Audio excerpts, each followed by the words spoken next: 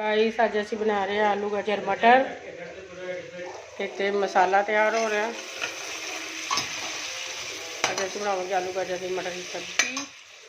इतना थोड़ा जहा साग पिया भी गर्म करांगे, ना साग हो जाएगा ना आलू गाजर मटर की सब्जी। इतने बूंदी वाला रायता तैयार किया। इतने आटा गुन के रखा रात के डिनर च रायता,